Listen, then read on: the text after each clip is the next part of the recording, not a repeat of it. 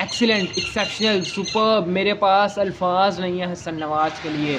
What a knock that remember from ages. Literally मैंने middle order में आज से 8-10 साल पहले अपनी होश में पाकिस्तान के क्रिकेट में मिडिल ऑर्डर में ऐसा नॉक नहीं देखा मैंने। टॉप ऑर्डर में शायद कहीं देखा हो, वो भी मुझे अभी तक याद नहीं पिछले 5-7 सालों में।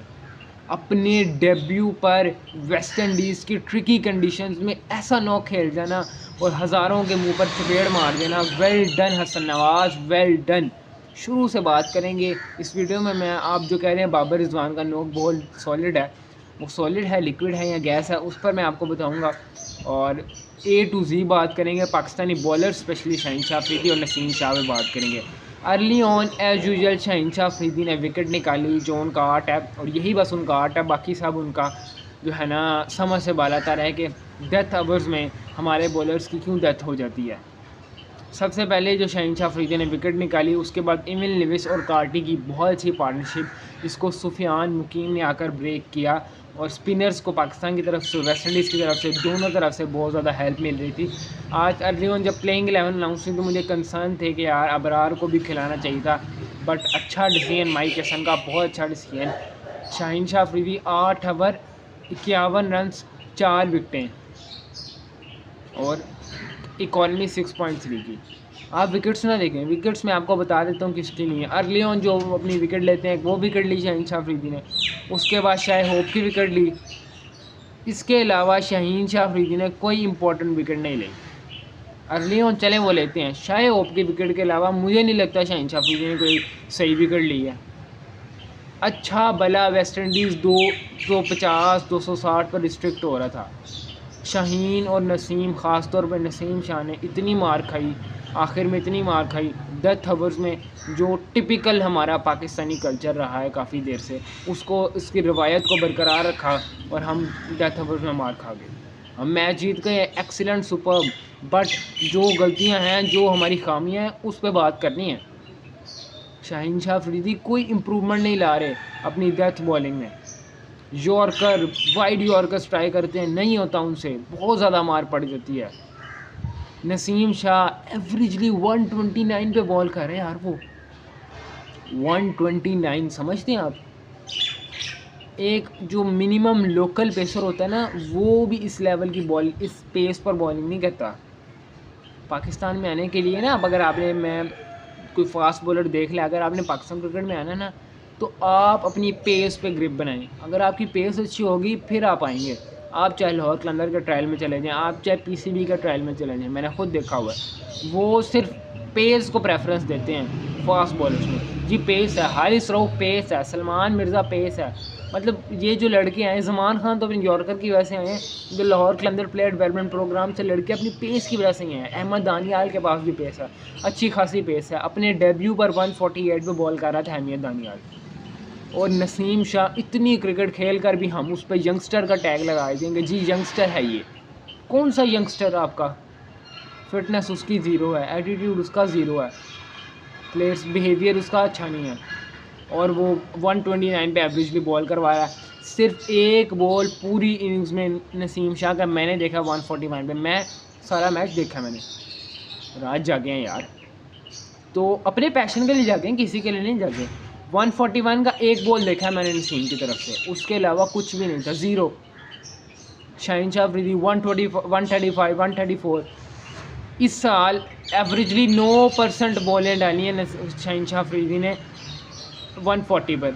जब 2021 में थे तब 25%, 2019 में 25% थी, 2021 में 20%। वहाँ से ग्राफ गिरता गिरता जो है 9% पे आ गया। पिछले साल 5% थी, इससे ही वर्ष था।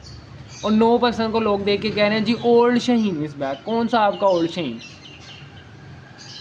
इसके बाद साथ साइम अयूब बहुत अच्छी बॉलिंग, कैरम बॉल कर रहे थे, वेरिएशंस के साथ काम ले रहे थे, हार्ड लेंथ पे बॉलिंग कर रहे थे। Excellent Saim 10 over 48। Sufiyan Muqeem excellent 10 over 52। उसका 5वां छठा मैच है, उसके लिए ये एक्सीलेंट ही है। सलमान अली आगा सर, आपकी मेहरबानी, आपने आज बॉल कर लिया, आपने आज बॉल को हाथ लगा लिया। रिजवान कैप्टन थे तो आपने बॉलिंग कर ली, और कैप्टन ने कहा होगा कि सर आपने बॉलिंग करनी, उनका ठीक है मैं बॉलिंग कर लेता हूँ। जब आप कैप्टन थे तो सर क्यों बॉलिंग नहीं कर रहे थे, मेरी समझ से बालातर है। दूसरे T20 में जो हमारे हैं, अगर हसन अली के अवर्स, हसन अली जो मार खा रहा था उसकी जगह अगर जिस तरह रस्टन चेज़ ओवर करवा रहे थे, अगर सलमान अली आगा ने उस दिन अवर्स किए होते, सूरत मुख्तलिफ होती, शायद वो 8 स्कोर ना बचता शाहीन के ओवर में। चलें वो एक अलग था, बट सलमान अली आगा को ओवर्स करने चाहिए। आज उन्होंने अपनी बॉलिंग से देख लिया, बहुत इकोनॉमिकल बॉलिंग, बहुत अच्छी बॉलिंग्स, हार्ड लेंथ पे खींचे बॉल कर रहे थे, एक्सीलेंट। हालांकि एक राइट आर्म ऑफ स्पिनर है और right arm off spinner part timer को अच्छी खासी मार पड़ती है, लेकिन एक्सीलेंट बॉलिंग। उसके बाद फ़हीम अशरफ 3 ओवर 18, 3 ओवर ही करवाए। ट्रस्ट नहीं कर रहे आपके कैप्टन फ़हीम अशरफ पर, चाहे वो T20 हो चाहे वो ODI हो, बिल्कुल भी ट्रस्ट नहीं कर रहे। क्यों, इसकी क्या वजह है? अब बैटिंग पे वापस आते हैं, मैं सब डिस्कस करेंगे। साइम अयूब स्ट्रगल करते नज़र आए। अब्दुल्ला शफीक एक्सीलेंट 6, बहुत क्लीन छक्का मारा अब्दुल्ला शफीक ने, क्लासिकल एज़ प्योर एज़ इस बैटिंग। और 33 पर 29 अच्छे टच में नज़र आते। 87 का स्ट्राइक रेट, ऑलमोस्ट 88 का स्ट्राइक रेट। बाबर आजम 64 बॉलों पर 47, 73 का स्ट्राइक रेट। छक्का अच्छा लगाया, एक ड्राइव लगाई, बाकी पंच लगाए। मैंने गौर से देखी है बैटिंग, बाबर की बैटिंग देखें। आप मेरी बात गौर से सुनिएगा। बाबर ऑलमोस्ट काफ़ी देर बाद पाकिस्तान से क्रिकेट खेल रहे हैं, बाबर रिजवान दोनों, तो उनके ऊपर बहुत ज़्यादा प्रेशर है कि यार इन्होंने परफॉर्म करना है, ख़ास तौर पे बाबर पे, कि आप ODI सीरीज़ में अच्छा परफॉर्म करेंगे तो आपकी T20 में जगह बनेगी। उसके दिमाग में बस ये चल रहा है और वो बार बार उसको दोहरा कर करने की कोशिश कर रहा है। आज अच्छी नॉक थी, बट जब लेट बाबर थोड़ा सा हुआ, जब बाबर ने 50 क्रॉस कर ली, उसके बाद प्रेशर में चला गया यार, डॉट बॉल की तरफ चला गया, बहुत ज़्यादा डॉट्स की तरफ चला गया। उसके बाद इतना आधे पिच पर आके जुदकीश मोती को आप बॉल खेल रहे हैं और आउट होकर जा रहे हैं। उसके साथ रिजवान साहब, मुझे समझ नहीं आता कि यार इस बंदे को बंदा क्या कहे यार। 4 से 5 कंसेक्टिव डॉट बॉल्स, हसन नवाज़ को आपने इतनी डॉट्स बॉल उसे भी खिलाई। 15 बॉल्स पर उसने 5 स्कोर था जब आप आउट हुए। उसका आप उसको मैसेज क्या दे रहे थे कि जी सिंगल डबल निकालो। हसन नवाज़ ने जब हिट किया, जब वो कैच होते होते रह गया था, तो उसके बाद आपने रिजवान उनके पास आके कहा कि स्पिनर का बॉल जो है ना ग्रिप हो रहा है ज़्यादा, तो आप ऐसा करें कि सिंगल डबल ही निकालें या डिफेंसिव जाएँ। हसन नवाज़ डिफेंसिव जा रहा है। आप उसके बाद जब सेट हुए हैं, थोड़ा सा आपकी गेम बनी है, आप आउट होकर चले गए, समझ से बालातर है। उसके बाद हसन नवाज़ आए हैं, हसन नवाज़ के साथ हुसैन तलत आए। मैंने कहा यार आज ये बंदा कुछ कर जाए। 6 साल बाद पाकिस्तान से ODI खेलने वाला पहला पर्सन है और बहुत अच्छा और बहुत सेंसिबल नॉक साथ हुसैन तलत ने भी खेला। हुसैन तलत की अगर हम बारी की बात करें तो हुसैन तलत ने अपनी बारी में ऑलमोस्ट 1 छक्का और 4 चौके लगाए हैं। 41 ऑफ 37 बहुत वैल्यूएबल रन्स ऐड किए। हसन नवाज़ यार 15 पे 5, 180 पे 5 आउट थे पाकिस्तान के। वो खुद 5 स्कोर और 15 बॉल्स थी, ट्रिकी कंडीशंस थी, नीचे कोई बैटिंग नहीं बची हुई। साथ हुसैन तलत थे, उन पे कोई इतना जो है ना भरोसा नहीं था, और आकर अपने डेब्यू पर एक ऐसा नॉक खेला सब याद रखेंगे।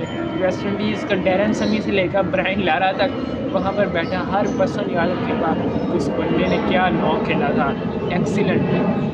3 छक्के, आखिर में शमाल जोसेफ को एक क्लीन छक्का मारा है जो आकर लेंथ पे, वहाँ से पक्का यकीन हो चुका था कि अब हम मैच जीत चुके हैं। उससे पहले हुसैन तलत ने एक छक्का एक चौका मारा जेडन सील्स के ओवर में, और वहाँ से भी मैच हुसैन तलत ने अपने काबू में कर लिया था। जब हुसैन तलत बैटिंग करने आए थे, आते ही उन्होंने रस्टन चेज़ को उन्होंने 2 चौके लगाए, वहाँ से एक उम्मीद पैदा हुई। और मैंने जब हुसैन तलत ने चौके लगाए थे तो मेरे जहन में यही था कि अगर हसन नवाज़ का एक ओवर से सिर्फ 1 ओवर 20 से 25 का लग गया या 15 से 17 का लग गया 1 ओवर, तो मैच हमारे हाथ में आ जाएगा। वही हुआ, एक नहीं बल्कि 2-3 ओवर 15 प्लस के हसन नवाज़ और हुसैन तलत की जानिब से लगे और मैच पाकिस्तान की पॉकेट में आया।